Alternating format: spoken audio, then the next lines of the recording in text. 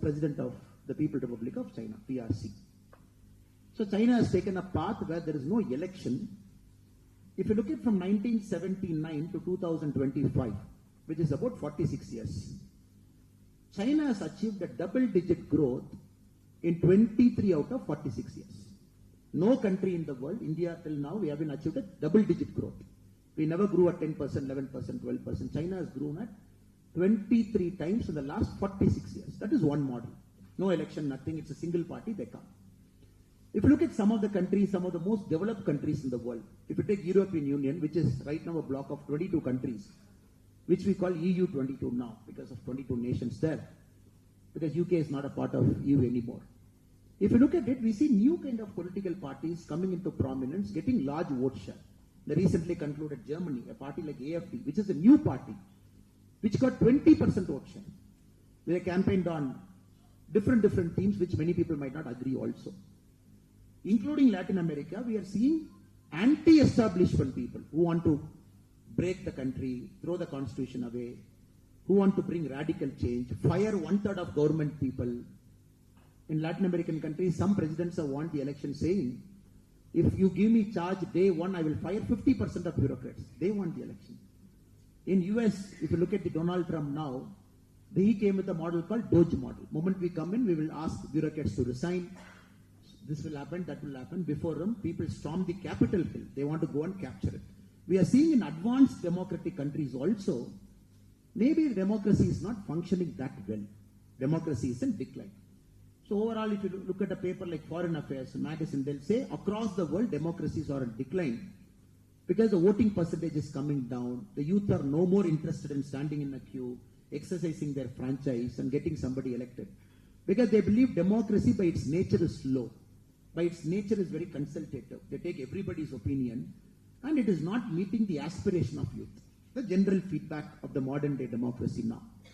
So India is possibly the only country among all this, from China to US to European Union to Latin America, where we are showing the world democracy is functioning. Not only is the democracy functioning, the youths are participating in larger numbers.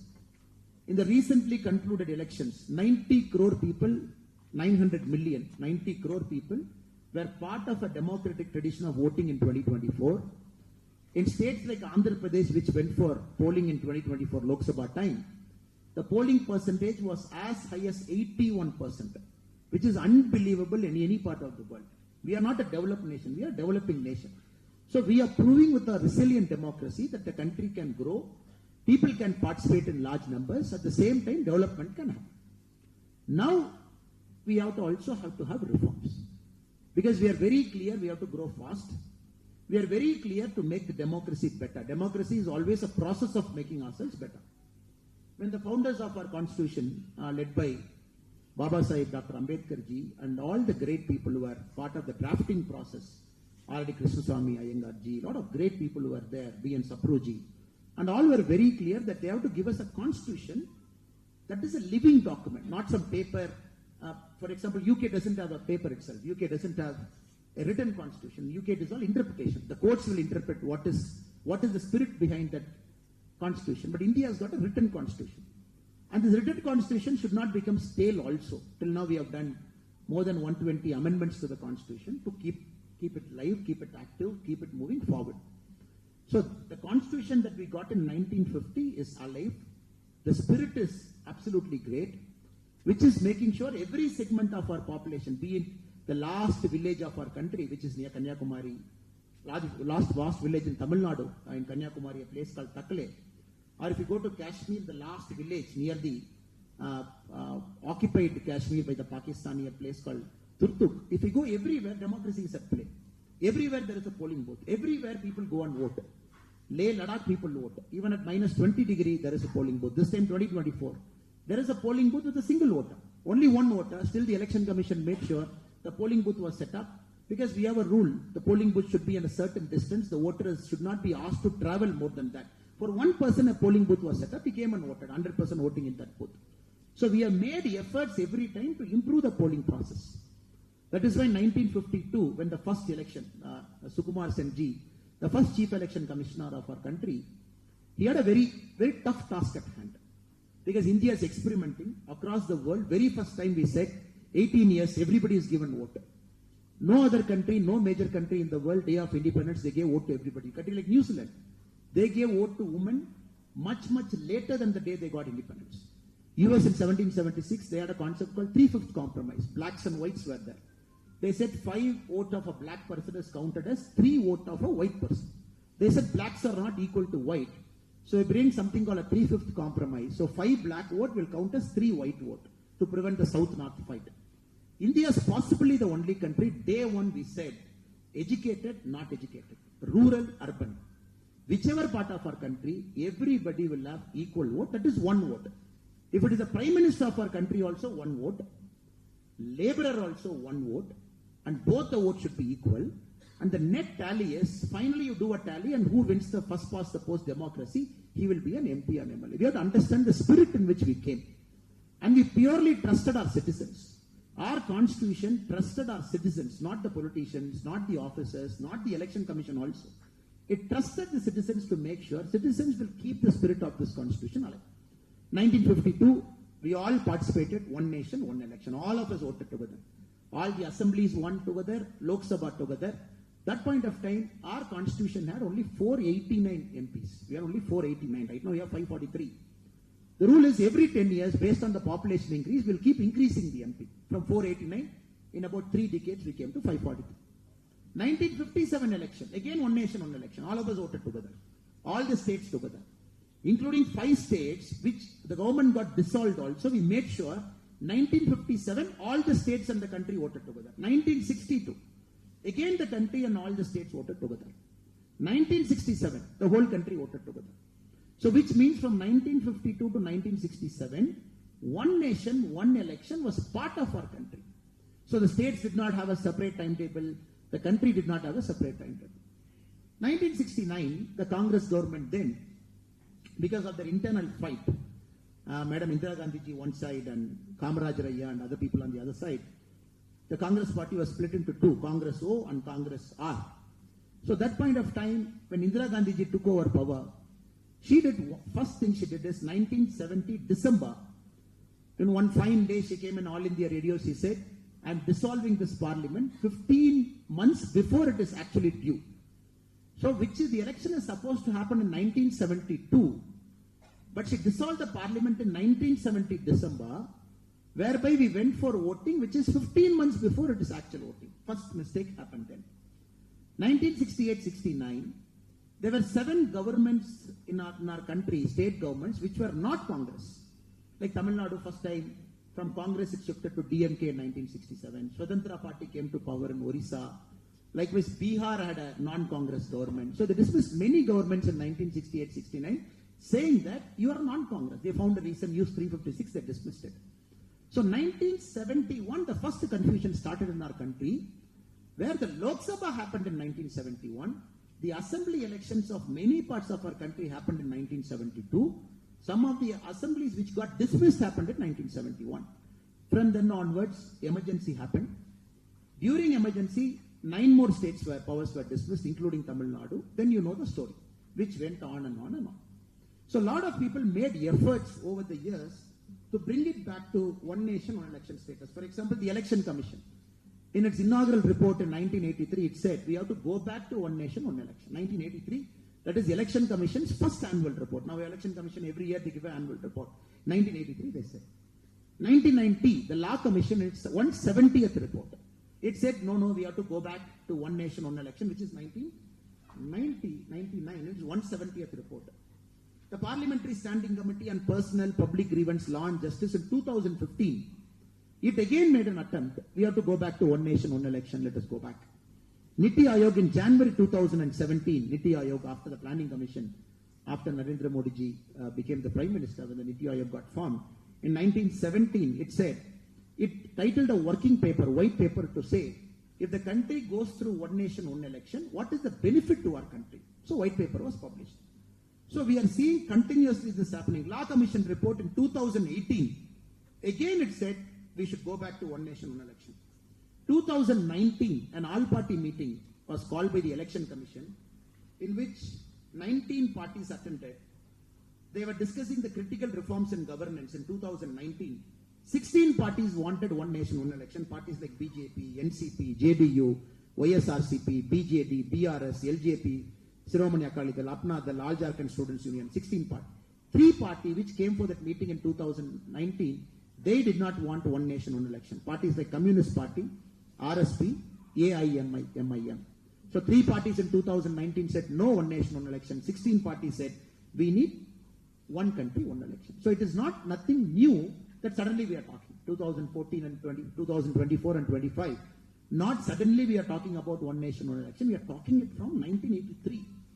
Because the historical distortion that happened in 1970-71, we are trying to get back to a single formation right in 52, 57, 62, 67, how it happened, we want to go back. So likewise, the current government, the president of our country, she formulated a committee headed by a former president of our country, Ramnath Kovindji. Members were given, including the current Home Minister Amit Shah ji, as part of the committee. They were tasked to go around the country, talk to people, submit a report to say whether one nation, one election is possible. All political parties were called, they gave their opinion, public gave their opinion. So the president gave a report, the former president, which was tabled to the parliament. Now the parliament has got a committee headed by an MP who is again through these meetings taking feedback, which is going to the committee, meeting the public to decide. So we have to understand it's a very democratic process. Even a student, a PhD student in IISc who is busy inventing the next big thing for our country, for our country's growth, even the voice of the IISc student should be heard. And that should be reflected through this meeting or whatever the consultative process through this NGO to reach the parliamentary committee. And any member, esteemed member who has got time today, walked into IISc, sitting in this auditorium, professor, who is not part of IISc also, their voice should also be heard. So it's a very democratic, consultative mechanism that is happening across the country to make sure all of our voices should be heard before we make it a law and to decide when one nation, one election will start in our country. Now there are of course many obvious benefits. One benefit straight away is, like Madam mentioned, like BBMP, Bangalore. Political parties doesn't want to conduct an election for BBMP because if BBMP elections happen, the current ruling party doesn't win. Then immediately people will say, oh, see the mood of the public.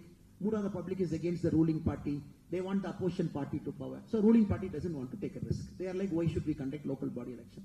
Like Tamil Nadu. Again, the local body elections terms are over from 2024. The government doesn't want to conduct elections because if the opposition parties come to power in local body, the government which is running the state will have a red face. So across the country, the story is local bodies like municipalities, which is important for you. Your MLA MPs are very important, sir, but more important is your councillor. Potholes, he has to get it right. Your lights, night time, he has to get it right, he or she. Sewage, garbage disposal, he or she has to get it right. So now the councillors are absent because the administrative officer is running the show in cities like Bangalore. Rain comes, water locks, you are not sure whom to complain. MP is overburdened, MLA is overburdened. The councillors who are supposed to do this work, they are not doing it. Not their fault, because of the fault in the way the elections are happened. So you want to rectify it. Second, in the last 5 years, which is how many days, sir? 365 days into 5, which is 1,825 days approximately. In 1,825 days in the 5 years, the model code of conduct was alone, therefore, 500 days. Just imagine in a country which we want to grow, we want to beat China, we want to beat US, we want to become a $30 trillion economy. 500 days only model code of conduct. Like Madam said, you go to Tahsildar office. Where is Tahsildar, sir? I have to change my patta. No. Tahsildar is busy revising the electoral roll. Okay. Our children go to school. Where is teacher? No. They are doing booth work. After election happens, if the hung assembly, government is not forming, another 15 days drama. So technically during election time, very clearly in every state, 3 months the revenue officials are involved in voter revision, meeting people, getting new voter added. Our police friends are there. Just imagine the strain they have to go through. Political parties campaigning, give bandobast. Election happens, give bandobast. The 1 month of model code of conduct, the focus is not on chain snatching, the focus is on implementing model code of conduct. The focus is not on taking care of the safety of women, but on implementing the model code of conduct because they come under the direct supervision of Election Commission of India. So they have to obey to the orders of Election Commission of India. So what Madam was clearly saying is there is a governance deficit during this extended model code of conduct, which a country like us cannot afford at this point of time. That is second argument we have. Third argument, the elections in India are one of the most costliest elections. The Center for Media Studies said 2024 elections, if you look at it, it costed overall, unofficial figure, because no election candidates will come and say, no, I spent 40 crore in Bangalore. No, I only spent 50 crore. Everybody will say, no, this is election commission limit. I spend only that limit. But when the Center for Media Studies went around the country to see how much the candidates actually spend, overspending also, they calculated during the 2024 Lok Sabha election alone, the candidates have spent a combined total of 1,35,000 crore rupee, which is way above. It is 543 MP. If you add all candidates, there is a minimum limit that is fixed. 1,35,000 crore. This is Center for Media Studies report. Now this much money comes in, black money becomes white, white money becomes black, money flows through, freebies announcement one side, cash one side. Everybody is focused on catching that liquor, catching that money. So imagine a country going through this 7 times in a year, because we do about 7 elections average in a year. Lok Sabha happens. There was a hotelier from Bangalore, a friend was mentioning, sir, how many elections you will conduct in Bangalore alone? You conducted 1 MP, fine. Then you conducted 1 assembly election, that is also fine. Then you conducted an MLC election called Graduates Constituency, that also you conducted. Then you want to conduct a municipal corporation election. Every time you want to say, bar alla 4 divasa raja madbeku. So how will you do business? Every time you close the bar 4 days, you open the bar 4 days, close the bar 4 days, we shut down establishment 4 days, 3 days. So there are also practical problems. When you add all the elections, it is like this. That is why in the Ramnath Govind sir's committee report, they mentioned, they calculated an economic calculation. They said, if the country goes through one nation, one election, straight away the GDP improves by 1.5%. 1.5% for the country is 4,50,000 crore. So that is literally like the health budget of the country. So 4,50,000 crore is the net economic output, a positive economic output because of one nation, one election. He has given a point. Again, there are studies to back, 4.5 lakh really accrues, it will happen. And if you look at the expenses of election commission, now election commission, elections are not jokes, sir. The expenses of election commission, 2019 Lok Sabha, the election commission spent 6,500 crore to conduct election. First election 1952, we spent 10 crore. First election 10 crore. 2019 we spent 6,500 crore. So 2024 data is not yet out as per the annual report, but it should have crossed 10,000 crore. This is the official figure. Election commission has spent to conduct election. Forget about the 1,35,000 crore, the unofficial figure, the candidates have spent. So overall, not only is a net positive addition, but also minus government wasteful expenditure we are taking care. This is also another part. So that is why there is a strong voice on the other side to say, one nation, one election is going to benefit us politically, going to benefit us economically, going to benefit us socially. So that this country's development pathway will not get disturbed, we keep going in the front. The negative side. Now, if you go and ask Chief Minister, they will say, Yenappa, nave kastapattu ninne elect ayi bandidivi. You want to bring one nation, one election. Now, 5 varsha irona, aramagi irona and bandidivi, one nation, one election market. So their argument is, where will you put the cutoff? There is a DMK government in Tamil Nadu, Congress government in Karnataka, different governments in different parts of our country. So where will you keep the cutoff? Who will decide the cutoff? If we say 2028 one nation, one election, 2030 one nation, one election, so nanna sarkaraku ಸ್ವಲ್ಪ 3 ವರ್ಷ ಕಡಿಮೆ ಆಗ್ತದೆ, which is a valid argument. That is why in the Ramnath Govindji's committee report, they said, look, what we are proposing to the parliament is, this Lok Sabha, where we elected our MPs and the Honorable Prime Minister, 2024 has to end in 2029. So 2029 puna on the election ಆಗ್ತದೆ. So that Lok Sabha has to go till 2034. So Ramnath Govindji's suggestion, the committee's suggestion to the parliament is, let us not disturb this Lok Sabha. Let us not disturb the next Lok Sabha. So let us not disturb 2029, let us not disturb 2034. 2034 ನಲ್ಲಿ ಆಗುವ election ಇಡೀ ದೇಶದಲ್ಲಿ one nation, one election.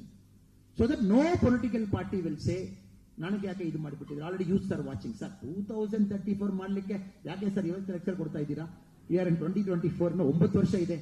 So you are speaking now about 2034, but this is a suggestion. It is for the parliament to accept it, not to accept it. People might give a different suggestion. The committee of MPs can finally bring it to the parliament to say, no, we want to bring it earlier, we want to bring it now. But the suggestion of the honorable former president of our country is, don't disturb this Lok Sabha, don't disturb next Lok Sabha. So Karnataka, if you implement one nation, one election, what will happen? The current government, if it survives, till 2028 they'll be in power. So 2028 nalli hosa election aagtade. So that will be in power till 2033. So 2033 dalli varuva sarkara will have power for only 1 year. Because 2034 ella dissolve agi everybody has to go to one nation, one election. Like Tamil Nadu, 2026 new election. Our government will be there till 2031. So that government has to get dissolved by 2033. So first ಯಾರೆಲ್ಲ opposition ಹೇಳ್ತಾ ಇದ್ದಾರೋ ಅದಕ್ಕೊಂದು ಉತ್ತರವೇನದು. So ಯಾರಕ್ಕೂ ನಾವು ತೊಂದರೆ ಮಾಡ್ತಾ ಇಲ್ಲ.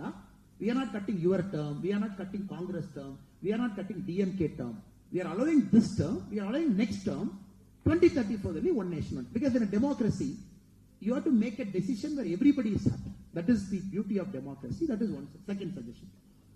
Then many political parties are voicing their opinion. ನಾವು regional party ಎಲ್ಲ ಹೋಗ್ಬಿಡ್ತದೆ. One nation, one election will make sure only national parties will come to power. National party ಮಾತ್ರ ನಮ್ಮ ದೇಶಕ್ಕೆ ಒಳ್ಳೆಯದಲ್ಲ, regional party ಯು ಬೇಕು. This is lot of people's opinion, including regional parties chief. Now one nation, one election will make only national party. How will somebody talk about Nava Karnataka? How will somebody talking about rising Tamil Nadu? So all the regional parties can only talk. National parties will talk national issue. Now we have to understand again, the voter is so intelligent now. 1967, when we are doing one nation, one election across our country, that point of time also, first time 7 governments which are non-Congress came to power in 1967. It was a one nation, one election. The people did not vote for Congress. 7 assemblies, they said, okay, nama Congress beda, namak bear kodi. So we have history. Second, we have to understand, now the regional party which is in a region wise, or a national party which is nationally, the voters are so mature to decide ನನ್ನ ರಾಜ್ಯಕ್ಕೆ ಯಾರು ಬೇಕು, ದೇಶಕ್ಕೆ ಯಾರು ಬೇಕು. ರಾಜ್ಯಕ್ಕೂ ದೇಶಕ್ಕೂ ಒಬ್ಬರೇ ಬೇಕಾ, ರಾಜ್ಯಕ್ಕೂ ದೇಶಕ್ಕೂ ಬೇರೆ ಬೇರೆ ಬೇಕಾ, ನನ್ನ ರಾಜ್ಯಕ್ಕೆ ಇವರು ಬೇಕು, ದೇಶಕ್ಕೆ ಅವರು ಬೇಕಾ. So voters are so matured, they are not going to blindly close their eyes to say first button press ಮಾಡಿಬಿಟ್ಟು ಔಟ್ಸೈಡ್ ಬಂದ್ಬಿಡೋಣ. Because it is their life and our voters are so matured, they go decide, they analyse. Candidates vote ಮಾಡಬೇಕಾ, ಪಾರ್ಟಿಗೆ vote ಮಾಡಬೇಕಾ, ಸಿದ್ಧಾಂತಕ್ಕೆ vote ಮಾಡಬೇಕಾ, ಅಷ್ಟು detail ಆಗಿ ಚರ್ಚೆ ಮಾಡಿ ವೋಟ್ ಮಾಡ್ತಾರೆ. So this is also a bogus claim to say regional parties will vanish, only national parties will be in power. Because if you look at Andhra, the recently concluded Andhra, same day assembly election, same day Lok Sabha election, both happened on the same day. But who won? A regional party won here. Of course, the national party was in alliance, but the other national party was on the opposite side, and the national party came to power. Again, Orissa. So many states, as we see, now governance is becoming an important consideration for voting, not necessarily a regional or national party. Next, ಜನಕ್ಕೂ ಒಂದೇ ಸಾರಿ voting ಕೊಡುವಾಗ voting percentage drop ಆಗ್ತದೆ. ರಜಾ ಮಾಡಿಕೊಂಡು ಎಲ್ಲರೂ ಒಟ್ಟಿಗೆ ಹೊರಟ್ಬಿಡ್ತಾರೆ. Like Bangalore is notorious, Chennai is notorious, because the voting percentage doesn't cross 50. Chennai is also notorious. Like some constituencies like T Nagar is at 40%. Some constituencies within Bangalore are still worse than 50. So the next argument is, ಏನಪ್ಪ ಇಷ್ಟು election ಮಾಡುವಾಗಲೇ ಜನ vote ಮಾಡಲ್ಲ. If you make one time one nation one election, ಎಲ್ಲ ರಜಾ ಹಾಕ್ಬಿಟ್ಟು ಹೋಗ್ಬಿಟ್ಟಿದ್ದಾರೆ. So that is also another point. Again, to disprove that theory, to prove that it is a false theory. If you look at a state where Lok Sabha happened, assembly happened, what is their voting? If you take Tamil Nadu 2014, we had parliament election which is 73.7, 2016 assembly 73.6, 2019 parliament 73.3, 2021 assembly 76.6. It is almost maintaining the same ratio. Andhra 78.9 for parliament, because Andhra happens together. 78.7 parliament assembly, this time 81.6%. First time it crossed 80. Karnataka is a very beautiful case, because here the election happens 1 year before, 1 year after. Karnataka is a state where assembly is 1 year before, Lok Sabha is 1 year later. So So 2013 Assembly, Karnataka was 71.8, but Lok Sabha 67.2, 4% drop. 2018 Karnataka Assembly 73.4, but Lok Sabha 71, 2% drop. 2023 Assembly Karnataka 73.2, 2024 Lok Sabha 70%. So Karnataka is like people vote 3% more to Assembly, people vote 3% less to Lok Sabha. So people decide what is important to me, what is not important to me. There are statistics to prove. Together you keep election, more voting percentage will happen. You keep voting one after the other, people vote lesser in Lok Sabha. So in this arrangement, the voting percentage can only go up rather than coming down. I'm only taking 3 states for argument purpose so that you can connect to Tamil Nadu, Karnataka and Andhra. Only 3 neighboring states I've taken. The next argument some of our friends will keep saying this is, one nation, one election. The moment it comes, it will bring in some kind of a dictatorship attitude. Because once the party wins power, for 5 years they will not listen to us. Then 4th year they will come and say, Devandre, Tayure, Nima Kal Torsi, Nima Kai Torsi, Navala, Bandidivi Manekyu. Athara Ivagale kasta ಆಗ್ತಾ ಇದೆ. At least ಇಲ್ಲಿ ನಾವು 2 ವರ್ಷಕ್ಕೊಮ್ಮೆ ಯಾರೊಬ್ಬರು ಮನೆಗೆ ಬಂದು ನಮಸ್ಕಾರ ಹೇಳಿ ಹೋಗ್ತಾರೆ. At least 2 years once somebody will come for assembly, 2 years once somebody will come for Lok Sabha, somebody will come for councillor. ನೀವು ಒಂದೇ ಸಾರಿ ಮಾಡಿಬಿಟ್ಟಿದ್ದನ್ನ ಯಾರು ನಮಗೆ ಸಿಕ್ಕಲ್ಲ, ನಾವು 4 ವರ್ಷ ಆದ್ಮೇಲೆ ಸಿಗ್ತಾರೆ. Though I am joking it, but people say it is like that. Now we have to understand in that argument unaccountability of politicians. Now ಬರ್ತಾ ಇರಬೇಕು, ಕರ್ನಾಟಕ 2023 ಬರಬೇಕು, 24 ಬರಬೇಕು, next year local body ಬರಬೇಕು. So every year politician ನೋಡ್ತಾ ಇರ್ತೀರಾ, local representative ನೋಡ್ತಾ ಇರ್ತೀರಾ. Here is like it, but we have to understand 50 to 57, 60 to 67, it was working well. We have to understand the politicians have become bad, the political system has become bad. So now it is important that we bring better politicians. That is important. People like you who are here, Madam was telling, you should aspire to get into a career in politics, bring accountability to politics. Not by changing time, people will become accountable. Avaturu gottu. Election ಆಗುವಾಗ 3 ತಿಂಗಳಿಗೆ ಮುಂಚೆ ಹೋಗಿ, ಅಮ್ಮ ನಮ್ಮ ಮನೆಯಲ್ಲಿರುವ ಸೋದರ ನಾನು ಒಂದ್ಸರಿ ಊಟ ಕೊಡಿ ಅಮ್ಮ, ನಿಮ್ಮ ಕಾಲಲ್ಲಿ ನಾನು ನಮಸ್ಕಾರ ಹೇಳಿಯೇ ಪ್ರಚಾರ ಮಾಡ್ತೀನಿ. All this drama we see during election time. That is because a certain nature of politicians have come inside. That is a systemic problem, not a problem of timing. So I am very, very confident when the democracy is maturing, when young people can take a risk in politics. Right now, none of us can take a risk in politics. So costly. 1,35,000 ಕೋಟಿ ಖರ್ಚು ಮಾಡಿ, ಅದರಲ್ಲಿ ನಾವು 45 ಕೋಟಿ ಖರ್ಚು ಮಾಡಿ ಎಲ್ಲಿ ಹೋಗಿ ಎಲೆಕ್ಷನ್ ಅಲ್ಲಿ. So all of you are very clear, when you become financially okay, when you become the process is okay, the process is transparent. A lot of people from middle class, a lot of people from educated background, you can look at an aspirational career in politics. The day will come when you can simply come and stand in politics. Right now, it is impossible for a common man to just come and stand in politics and win an election. It is almost impossible. But people have broken it. There is an inspiration example of Anant Kumar ji. Without any background, people have come, broken, won it 7 times, madam?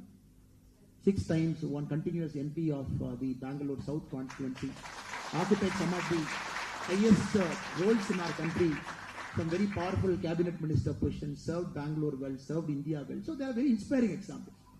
At the same time, we are also seeing certain constituencies are only captured by dynastic parties. Father, son, grandson, continuously for the last 50 years. It hasn't moved out of a family. So there are pluses, there are minuses. But as we mature, I am very confident, as per my personal opinion, that you can come and make a mark as a common man when the funding becomes transparent, when there is no black money, everything becomes accounted. Election Commission has given more powers to disqualify somebody for doing one fault. That is a systemic problem. But bringing that to say it is one nation, one election, because of this will come, that will come, I don't think it will cut ice.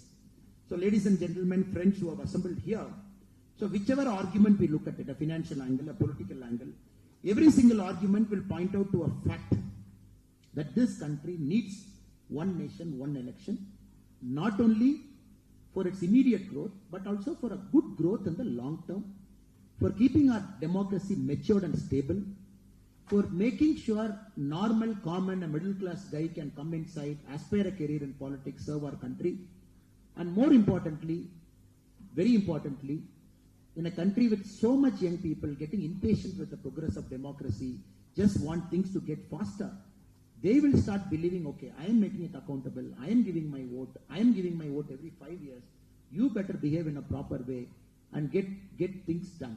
so that people don't, again freebies, I'm not getting into it. Right now, every year, the freebies alone in our country, it is more than 11,000 lakh crore. Freebies alone. Freebies alone. In Karnataka, right now, I'm seeing in the TV, one MLA going and saying, road beka, neer beka, neeve decide mad. Nammali duddilla. I'm seeing this in TV. There's an MLA who is saying, neeve decide madappa, now duddilla, nee free helidira, free kottibittidivi. Ee free beku, road bekana agalla swami. Road geku and free beku. We are seeing all this kind of people speaking all this nonsense. But who will ask them? Sir, tave promise madidira. Navu yaru bandu free bee kodini helilla. Neeve kottidini helidira. Neevu kodi, road kodi, namak hospital kodi, health kodi, ella kodi. Now, probably we will get into a more accountable period because it is 5 years. It will cut through. Horse trading will also come down because even a new government coming, if it is collapsing, okay, just to add one more point, the critics say, okay, one nation, one election, aitu, 2034, fine, Karnataka hosa sarkara bandittu. One partner, 2036 nalli ಹೊರಟೋಗ್ಬಿಟ್ಟಿದ್ದಾರೆ. So government will fall. So ಪುನಃ ನಮ್ಮ ದೇಶದಲ್ಲಿ ಬೇರೆ ಬೇರೆ election ಆಗಿತ್ತನ ಏನು ಪ್ರಯೋಜನ? And Ramnath Govindji's committee has addressed this also. Halfway through a term, if the government collapses, if the new election happens, that government's term is only for the remainder of 5 years. If 2036 it collapses, then the new government has to be very clear. ತಾವು ಮತ ಹಾಕುವುದು 3 ವರ್ಷಕ್ಕೆ ಮಾತ್ರ 2039 ಹೊಸ election ನಲ್ಲಿ ನಾವೆಲ್ಲ face ಮಾಡೋಣ. Because there is no perfect answer, but we have to go towards a perfect answer to say we will continue to maintain one nation, one election every 5 years once. At the same time, the government falling has come down now. If you look at 1980, 1990, more governments were falling. 2000, they started coming down. 2020 onwards, if you look at 2015 onwards, the rate of government falling has come down. No government is collapsing. It is becoming more mature. I don't think that is also a problem. Now I humbly request you, because a lot of things are going to happen. One, from 543, the seats have to go up. Now the government has announced census. Census will happen in phases.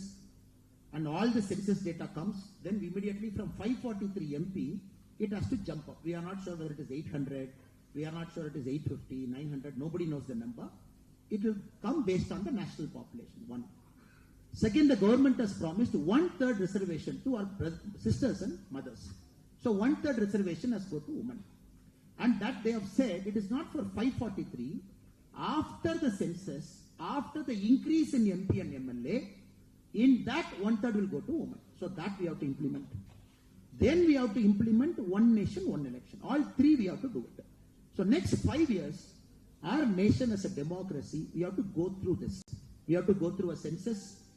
And second, Bangalore, for the population now, right now we have 3 seats. There is Bangalore Central, there is Bangalore North, there is Bangalore South. But how it is based on 3 seats? This is based on 1971 population data. 1971, what was Bangalore's population? Very less. The rural population of Karnataka was very high. Right now, Bangalore is touching about 3 crore. It's a big city. Now, in the new delimitation, for example, taking the state of Karnataka as an example, Bangalore might have more number of MPs than 3. Because if you go by population, the rural place might have 1 MP. But Bangalore cannot have 3. Bangalore might have to have 5, 6 or 7. I don't know the number.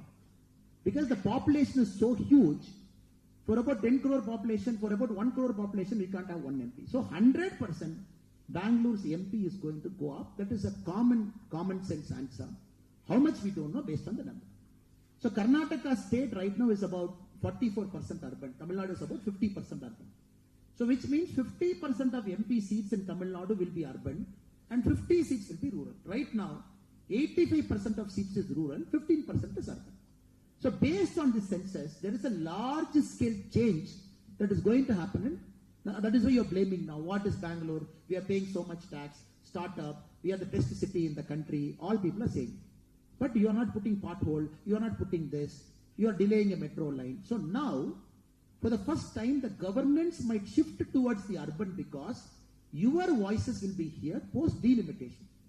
Out of 543 MPs in the Lok Sabha, if you properly analyze, 85% are rural, only 15% are urban. Now post the delimitation, the new set of MPs, it will have more urban tilt. So urban people are living here, you will have a different problem. The rural population will have a different problem. That is why delimitation has to happen. More MPs have to come, very clear. In the increased number, 1/3 our women has to get. Now the question is, which 1/3 they will get? Is it a lottery system? All of us will put one lottery and say, okay, Bangalore North bandittu women, Bangalore South bandittu not women, Bangalore Central bandittu women. We don't know. Again, for which a mechanism has to be developed. So which 1/3 is women? Because right now, the women voters in our country are slightly more than the male voters of our country. Like Tamil Nadu is 50.8, 50.2. So out of 100 voters in the state of Tamil Nadu, it is 50.8 who are women, 50.2 who are male. So this country is shifting towards women population. That's very clear. Next, many states are having declining population, like Tamil Nadu. Our total fertility ratio is 1.7. Like every woman is giving birth to 1.7 children. But technically, the TFR of a country should be at 2.1. So every woman should give birth to 2.1 children. Only then the birth and the death rate is stabilized. Like China, 141 crore. China for the very first time had a decline in population last year. So China started declining. China will start coming down. Like within our country, Tamil Nadu's population will start declining by 2035. Because Tamil Nadu is at 1.7. UP is at 2.7. So UP's population will continue to go up and then it will start declining. Like Karnataka is also below 2.1. So now these changes have to be incorporated. That is a democratic thing where all of us have to talk. Within a state, within a district, in urban, rural, the population rise, population down. That also the census have to factor. So the reason for having this is to tell you, ladies and gentlemen, sirs and madam, is democracy is complex and no decision can be taken just like that. And we citizens, we got to debate, discuss, ideate, apply our mind and take a decision very carefully, very minutely. How many MP seats, how many urban seats, how many rural seats, in which seat it will go to women, which seat it will be a general constituency. So 2025 to 2029 is a very important phase in our country where all the three things are going to happen. One nation, one election. Bill is going to come. 1/3 reservation is going to come. Delimitation based on which new constitution. It's very clear. Very clear. The constitution is very clear. After you announce a census, the next parliament election that happens should be based on census. So it's very clear. 2029 parliament election will be based on census. And Bangalore will have more than 3 MPs is very clear. That's clear. And 2029 election will not have 543. It will have more than 543 is also very clear because Constitution says once you do a census in the 10-year period, the next election that happens have to reflect the census. So this 4 year is important for all of us. That is why this wonderful meeting all of us have assembled to discuss viewpoints. Right, wrong, economic, political, social level, declining fertility, increasing fertility, and to decide male, woman, how overall the country can progress going forward. So with this, we have conducted 400 elections from 1952, 400 elections from 1952. This country has conducted 400 elections well. And nowhere in the world, a major country must have done 400 elections because we run elections at multiple things. So we are a very mature democracy. If anybody has got a chance to come to Tamil Nadu in the near future, from Chennai, if you take a 1-hour car or a bus, you go to a place called Kanjipuram. Kanjipuram, the very famous temple, you can go. But near Kanjipuram, there is a village called Uttarameru. And just for academic sake, next time when you come to Chennai, just go to Uttarameru. There is a Chola temple, which is built in 10th century. If you go to the temple, in the temple outside, there are inscriptions to say how an election should be conducted, how a candidate should be selected, and how a candidate should be disqualified.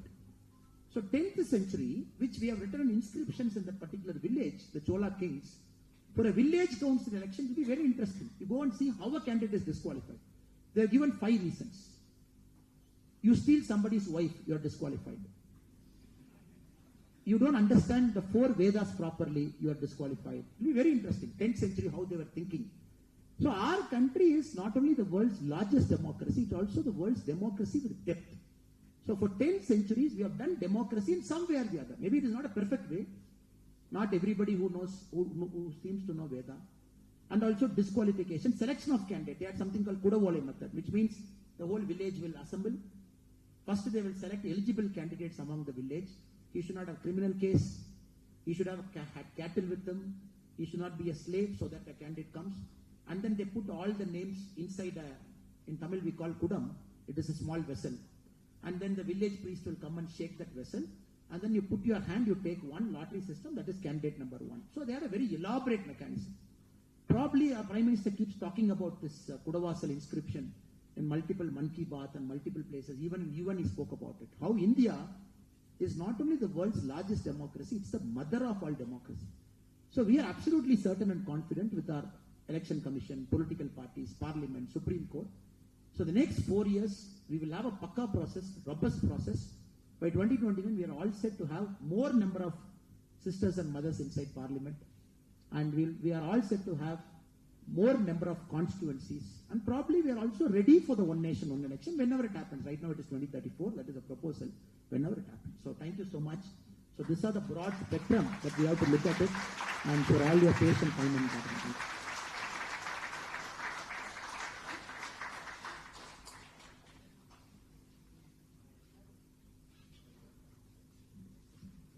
Thank you very much, Annamalai ji, for your thought-provoking and empowering address.